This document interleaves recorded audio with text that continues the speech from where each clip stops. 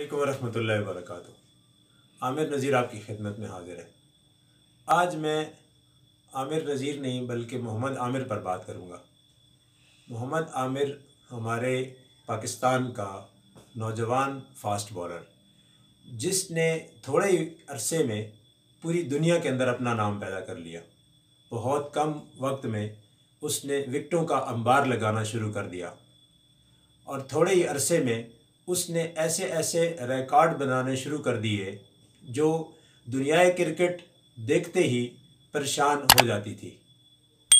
अब मैं आपको मोहम्मद आमिर के कैरियर के मुतालिक थोड़ी सी इन्फॉर्मेशन और थोड़ी सी फ़िक्र अंगेज़ बात बताऊंगा। हमारे मुल्क में शुरू से क्या होता आ रहा है ये बहुत कम लोगों को मालूम है। इसके बारे में वसीम अकरम जब क्रिकेट छोड़ रहा था तो उसके पास तकरीबन लगभग कोई 500 के करीब टेस्ट विकेटें हैं और इसी तरह 500 के करीब उसकी वनडे की विकेटें हैं। तो ये रिकॉर्ड जो है वो वसीम अकरम के नाम पर है। अब वल्लाहु आलम हमारे क्रिकेट बोर्ड को क्या मसला है कि जो भी इस रिकॉर्ड के करीब जाने की कोशिश करता है उसका कैरियर ख़त्म कर दिया जाता है। मैं आपको बड़े वसूख के साथ कहता हूँ कि मोहम्मद आमिर शायद इस वजह से इसका कैरियर ख़त्म किया जा रहा है कि ये कहीं उस रिकॉर्ड को ना पहुँच जाए। बिल्कुल उसी तरह जिस तरह सकलैन मुश्ताक का कैरियर उसकी उम्र से पहले ख़त्म कर दिया गया। अब सकलैन मुश्ताक एक ऐसा बॉलर था जो वनडे और टेस्ट फॉर्मेट में बड़ी तेज़ी के साथ विकेटें इकट्ठी कर रहा था, उसका कैरियर भी ख़त्म कर दिया गया। अब उसके बाद सकलैन मुश्ताक के बाद उसके साथ ही बल्कि वकार यूनुस एक ऐसा फास्ट बॉलर पाकिस्तान की क्रिकेट की तारीख़ में आया कि उसके मुकाबले का, उसके बराबर का कोई फास्ट बॉलर उस वक़्त मौजूद नहीं था टीम के अंदर। अब वकार यूनुस का भी कैरियर जो है वो वक्त से पहले ख़त्म कर दिया गया। इसकी क्या वजह है ये बिल्कुल समझ से बाहर है। और फिर उसके बाद अब्दुल रज़ाक का कैरियर बड़ी जल्दी ख़त्म कर दिया गया। उसके बाद सबसे बड़ी जो मुझे तकलीफ़ दे बात लगती है वो लगती है शाहिद आफरीदी की। शाहिद आफरीदी अभी 5 साल और क्रिकेट खेल सकता है पाकिस्तान टीम के लिए और वो इतनी क्रिकेट खेलने की सलाहियत रखता है। कौन से मुहर्रिकात हैं जो उसको क्रिकेट छोड़ने पर मजबूर कर रहे हैं? कौन सी चीज़ें ऐसी हैं जो वो क्रिकेट से अपने आप को दूर कर रहा है या दूर रखने की कोशिश कर रहा है? वो क्रिकेट से ख़ुद को जुदा नहीं कर रहा, पाकिस्तान क्रिकेट से ख़ुद को जुदा कर रहा है। पाकिस्तान क्रिकेट में ऐसा क्या मसाइल हैं? हमारे बोर्ड के अंदर ऐसी कौन सी कमी और कौन सी कोताही और कौन ऐसे लोग बैठे हुए हैं जो इन लोगों के कैरियर को दाव पर लगा देते हैं? मोहम्मद आसिफ एक ऐसा बॉलर था कि उसके मुकाबले का कोई बॉलर पूरी दुनिया में नहीं था, उसका कैरियर भी इसी वजह से ख़त्म कर दिया गया। ये कुछ समझ से बाहर है ये चीज़ें बोर्ड की। क्यों ऐसे जो रिकॉर्ड वो जो चंद अफराद ने ऊपर रिकॉर्ड बना रखे हैं उनके जब कोई करीब जाता है तो उसका कैरियर का बेड़ा गर्क कर दिया जाता है? ये क्या वजह है? क्या वो डिक्टेटर हैं? क्या वो ब्यूरोक्रेट्स हैं? क्या उन्होंने क्रिकेट बोर्ड को ख़रीद रखा है या वो क्रिकेट बोर्ड के ख़ुद मालिक हैं? और कौन सी ऐसी चीज़ें हैं जो इन लोगों को इन बातों पर मजबूर कर रही हैं?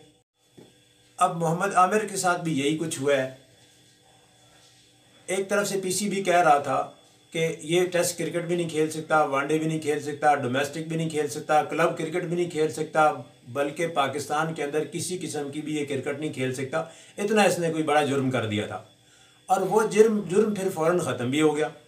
और कैसे ख़त्म हुआ इसकी कोई वजह नहीं बताई गई और किस तरह से उससे पाबंदियाँ सारी हटा ली गई उसकी भी कोई वजह नहीं बताई गई।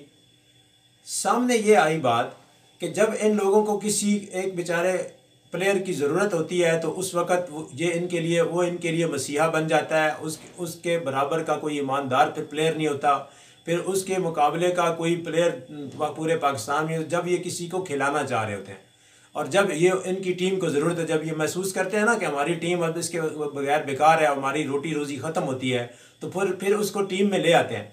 फिर उसकी पाबंदियाँ भी सारी हटा ली जाती हैं, उसके सारे जनाब कैरियर जो ठीक हो जाते हैं, वो ईमानदार बन जाता है। ये चीज़ें क्यों ऐसे की जाती हैं? ये चीज़ें समझ से बाहर हैं। शुएब अख्तर अगर मेरी उन तक ये वीडियो पहुँचे तो वो इस चीज़ को बड़ी अच्छी तरह से समझते हैं और वो ये जानते हैं और ये सारा कुछ इस प्रोसेस से वो ख़ुद गुजर चुके हैं। जब एक वक्त था शुएब भाई, मैं पीसीबी के बोर्ड में बैठा हुआ था उधर लाहौर में, तो कज़ाफ़ी स्टेडियम में साकिब इरफान साहब के कमरे में बैठे हुए थे, तो अचानक से ना बाहर कॉरिडोर से आवाज़ें आना शुरू हो गई, बड़ी ऊंची ऊंची आवाज़ में।